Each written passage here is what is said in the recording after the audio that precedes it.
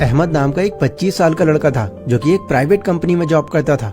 वहां पर उसकी मंथली सैलरी 40,000 रुपए थी, जो भारत के अंदर एक अच्छी इनकम मानी जाती है। हालांकि अपनी इस इनकम से अहमद भी काफी खुश था, लेकिन उसके मन में एक डर था कि वो एक प्राइवेट कंपनी के अंदर है और ये कंपनी डिग्री से ज्यादा हुनर को प्रायोरिटी पर रखती है। जहाँ कल को अगर कोई ज्यादा हुनर वाला एम्प्लॉय उनको मिल जाता है तो वो पुराने एम्प्लॉयज को निकालने से पहले ज्यादा नहीं सोचते। इसके अलावा उसके पास कोई भी ऐसा सोर्स नहीं है जहाँ से एक भी रुपया कमा सके वो। अहमद का वहां पर एक दोस्त था सुमित नाम का, जो महीने के 90,000 रुपए कमाता था। सुमित उसी कंपनी के दूसरे डिपार्टमेंट में मैनेजर का रोल संभालता था। सुमित के अंदर एक खास बात यह थी कि उसमें हुनर काफी ज्यादा था और इससे वो हर टाइम काफी कॉन्फिडेंट नजर आता। उसे देखकर ऐसा लगता कि मानो उस पर किसी भी तरह का प्रेशर नहीं है। ऑफिस में सबसे ज्यादा अगर कोई चिल माइंडेड इंसान था तो वो सुमित ही था। अब एक दिन सुमित कॉफी लेने के लिए कैंटीन में जाता है एंड वहां पर वो देखता है कि अहमद किसी गहरी सोच में बैठा हुआ है। सुमित अपनी कॉफी लेकर अहमद के पास ही बैठ जाता है एंड उससे पूछता है कि अहमद, इतनी गहरी सोच में क्यों भाई, कोई प्रॉब्लम हो गई क्या? अहमद बोलता है कि यार सुमित, क्या बताऊं, मैं डर में जी रहा हूं। डर? किस बात का डर? सुमित, तुम्हें तो पता ही है इस कंपनी के जो ऑनर हैं वो कितने स्ट्रिक्ट हैं। वो छोटी सी गलती पर भी जॉब तक से निकाल देते हैं एंड गॉड ना करे अगर कभी मुझसे भी कोई गलती हो गई एंड उन्होंने बाकियों की तरह मुझे भी जॉब से निकाल दिया तो मैं तो यार बर्बाद ही हो जाऊंगा, क्योंकि यही इकलौती जॉब है मेरे पास पैसा कमाने के लिए। सुमित ने अहमद को समझाया, अहमद तुमको पता है मैं क्यों इतना कॉन्फिडेंट रहता हूँ? क्यों मुझे तुम ज्यादातर टाइम चिल मोड में ही देखते हो? क्यों सुमित, बताओ मुझे। क्योंकि जिस डर में तुम आज हो, इस डर को मैं काफी टाइम पहले बहुत पीछे छोड़ चुका हूँ। मतलब? मैं समझा नहीं। देखो, तुम्हारे डर की मेन वजह क्या है कि ये जो तुम्हारा एक लौता इनकम सोर्स है, बट मेरे साथ में ऐसा नहीं है।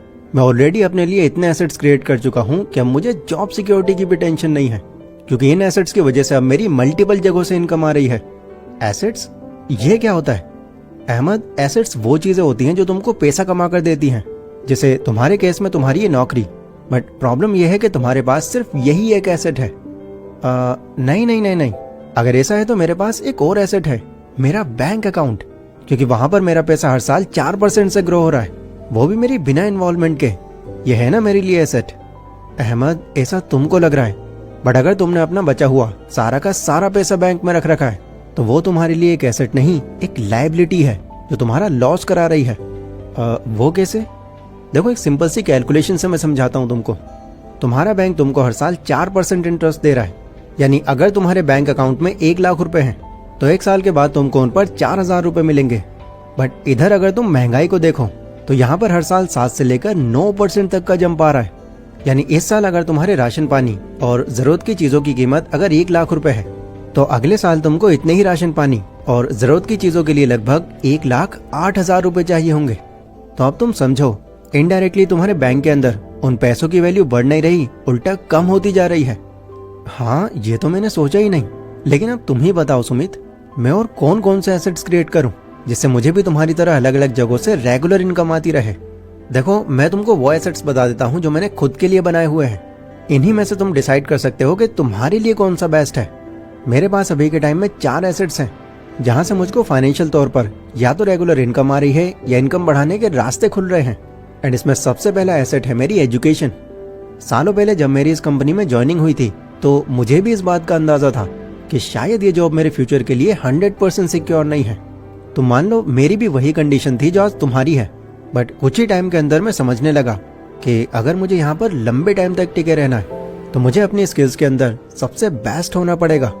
यहाँ पर मेरा सबसे पहला काम सेल्स एग्जीक्यूटिव का था, जहाँ मुझे कंपनी के लिए पर डे के हिसाब से सेल्स निकालनी थी। अब उस टाइम मेरे साथ में जितने भी कलीग्स बैठे हुए थे वो सेल्स निकालने के लिए वही पुराने घिसे पीटे तरीके अपना रहे थे। तो मैंने यहाँ पर इनको फॉलो करने की जगह अपने नए तरीके इजाद किए, जिनके लिए मुझे कुछ बुक्स और कुछ कोर्सेज बाय करने पड़े। डेफिनेटली यहाँ मेरा पैसा तो खर्च हुआ, लेकिन मुझे ये क्लियर था कि मेरी इन्वेस्टमेंट मेरे लिए आगे चलकर एक एसेट की तरह काम करेगी। और सच में ऐसा हुआ भी। उन बुक्स और कोर्सेज को अच्छे से सीख लेने के बाद मैं ह्यूमन साइकोलॉजी से लेकर persuasion, storytelling, empathy, negotiation, इन सब चीजों को इतनी सफाई से यूज करने लगा कि सामने वाले के पास कोई रीजन ही नहीं बचता था कि वो क्यों हमारा प्रोडक्ट ना खरीदे। एंड इसी के चलते मैं अपने बाकी सारे कलीग से कई ज्यादा सेल्स निकाल पाता था।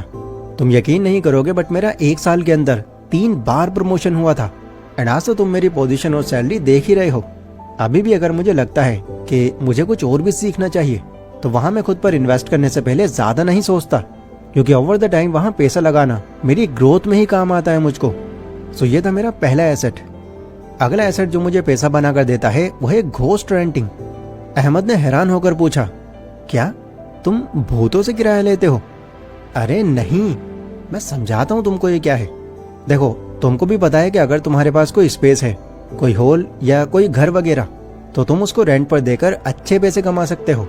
बट रेंट पर देने के लिए एक अलग घर खरीदना, इसको हर कोई अफोर्ड नहीं कर सकता।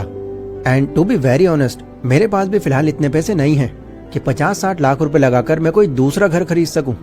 मेरी तो टोटल सेविंग्स ही 10 लाख रुपए की थी, जो मैंने लगभग 2 सालों में जमा की थी। लेकिन फिर भी मैं रेंटल इनकम कमा रहा हूँ। पर कैसे? अहमद ने बड़ी हैरानी से पूछा। देखो, इंडिया की पॉपुलेशन पिछले कुछ सालों में बहुत तेजी से बढ़ रही है एंड आज तो हम पॉपुलेशन के मामले में पहले नंबर पर आ चुके हैं। एंड इसी को देखते हुए मुझे ये सालों पहले ही अंदाजा लग गया था कि आने वाले टाइम में रियल एस्टेट की डिमांड काफी बढ़ने वाली है। लोगों को रहने के लिए घर चाहिए होंगे, जगह चाहिए होगी।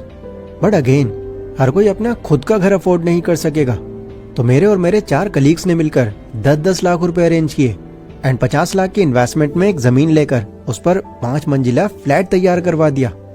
वो फ्लैट जब पूरी तरह बनकर तैयार हो गया तो उसके हमने हर एक फ्लोर को 13,000 रुपए मंथ के हिसाब से रेंट पर देना शुरू कर दिया।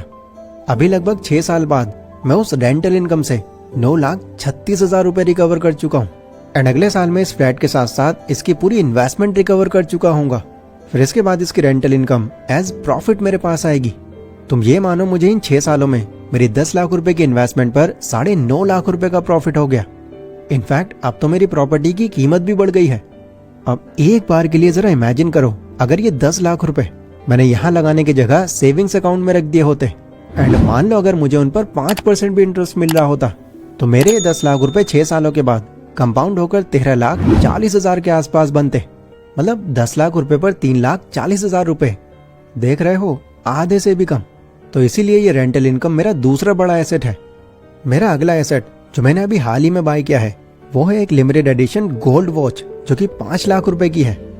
अहमद ने फिर से सुमित को टोक दिया, अब ये तुम्हारे लिए एसेट कहां से हुआ? अरे यहाँ तो तुमने पैसे बर्बाद कर दिए, तुम तो शो ऑफ कर रहे हो। मेरी घड़ी देखो, 250 की है, बट टाइम वही बताती है। अहमद, 3 इडियट मैंने भी बहुत बार देखी है, ये डायलॉग मुझे भी पता है। बट इस घड़ी को लेने का पर्पस मेरा शो ऑफ करना नहीं है, मेरा सीधा पर्पस इस घड़ी के थ्रू प्रॉफिट कमाना है। अच्छा, वो कैसे? देखो, मैंने इसको इसलिए बाय किया है क्योंकि ये घड़ी गोल्ड से बनी है और गोल्ड के दाम हर साल 10 से 11% से इंक्रीज हो रहे हैं। तो इस 5 लाख की घड़ी को अगर मैं अगले 5 साल भी अपने पास रखता हूँ तो उस वक्त मेरी इस घड़ी की वैल्यू कंपाउंड इंटरेस्ट लगाकर लगभग 8,42,000 के आसपास होगी। एंड दूसरा, ये एक लिमिटेड एडिशन वॉच है जो काफी रेयरली लोगों के पास मिलेगी, तो इससे इस घड़ी की वैल्यू और भी ज्यादा बढ़ जाती है। तो ये कमोडिटी तुम मान सकते हो मेरा अगला बड़ा एसेट है, जो फ्यूचर में मुझे मेरी इन्वेस्टमेंट पर काफी अच्छा प्रॉफिट देगा। अहमद ने सुमित से पूछा, सुमित एक बात बताओ, अभी तुम्हारी सैलरी 90,000 रुपए है, 13,000 रुपए तुमको रेंटल इनकम आती है, टोटल होते हैं 1,03,000 रुपए। इनमें तुम घर के खर्चे निकालने के बाद फिर भी बहुत पैसे बचा सकते हो। बट इससे पहले जब तुमको रेंटल इनकम नहीं आती थी तो तुमने 10 लाख रुपए 2 साल में जमा कैसे कर लिए? तुम घर का खर्च कैसे उठाते थे? और पहले तो तुम्हारी सैलरी भी कम रही होगी। तो इस पर सुमित ने हंसते हुए जवाब दिया, तुमने सही कहा अहमद, तुम्हारा ये सोचना जायज है, क्योंकि अभी तक मैंने तुमको अपने सारे एसेट्स नहीं बताए। देखो, उस टाइम मेरी मंथली सैलरी 50,000 रुपए थी एंड इसके अलावा मेरे पास कोई और इनकम सोर्स नहीं था। बट जैसा कि मैंने तुमसे कहा, सालों पहले तुम्हारी तरह ही मेरे मन में भी डर था।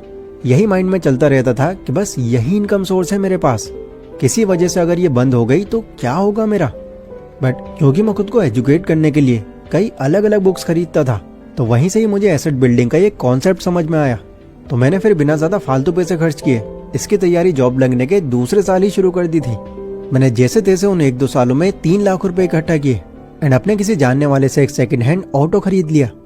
ये मैंने पर्पसली किया था क्योंकि मेरा एक पड़ोसी था समीर नाम का, जो उस टाइम पर बेरोजगार था, बट वो ऑटो चलाना जानता था। तो उसे मैंने अपने इस ऑटो को रेंट पर चलाने के लिए दे दिया। वो मुझे एक दिन के हिसाब से 700 रुपए देता था, जो महीने के बनते हैं लगभग 21,000 रुपए। हालांकि बीच बीच में उस ऑटो के अंदर कुछ एडिशनल खर्चे भी होते थे, बट फिर भी मेरी बिना किसी इन्वॉल्वमेंट के मैं ऑन एन एवरेज 18,000 रुपए तो वहां से कमा लिया करता था। तो उस टाइम मेरी एक महीने की कमाई 50,000 नहीं बल्कि 50 प्लस 18 68,000 रुपए थी, जिससे मैं इतने कम टाइम में काफी पैसे सेव कर पाया। वैसे आज भी मेरी इन्वेस्टमेंट पर 2 ऑटो चल रहे हैं, जिनका पर डे रेंट बढ़ाकर मैंने 1,000 रुपए किया हुआ है। तो एडिशनल खर्चे काट पीट कर मैं ऑन एन एवरेज मंथली वहां से 50,000 रुपए निकाल रहा हूँ।